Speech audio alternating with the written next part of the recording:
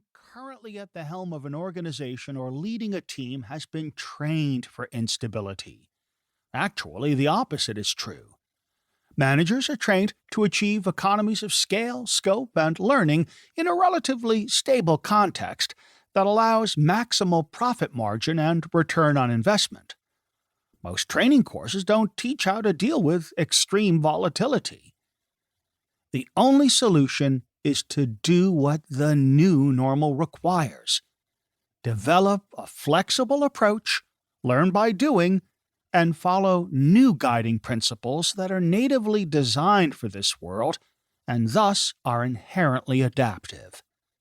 Paraphrasing Drucker, the only way to decode this complexity is to understand the profound nature of its underlying discontinuities. Retail. A different perspective.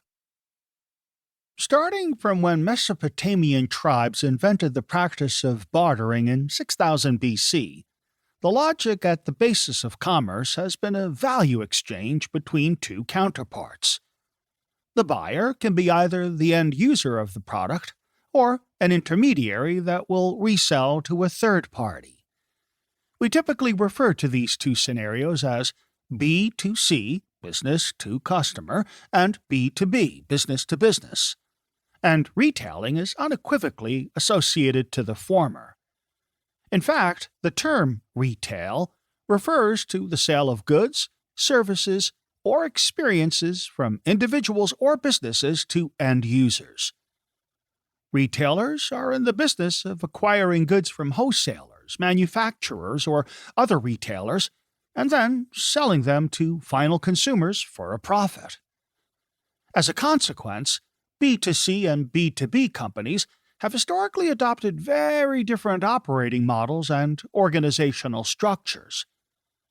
B2B players didn't directly interact with consumers and didn't need to have stores. So, rather than having to maintain large sales and marketing budgets, they were able to focus on sourcing, production, and logistics. B2C players, on the other hand, needed to excel in crafting customer experience, since the ability to increase the perceived quality of what people buy determines success. So, they focused on branding, customer service, marketing communications, and promotions.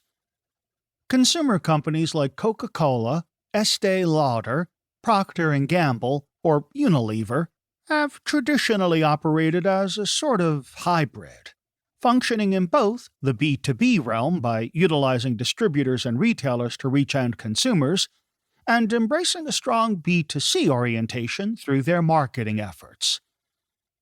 However, the digital transformation we experienced during the two consecutive waves that we refer to as Retail 3.0 and Retail 4.0, more on both soon, challenged this dichotomy and role of all players involved in the process. For 8,000 years, with the exception of mail order, to be a retailer, one needed to physically interact with a customer, whether in a traditional market, in the street, or in a brick-and-mortar location.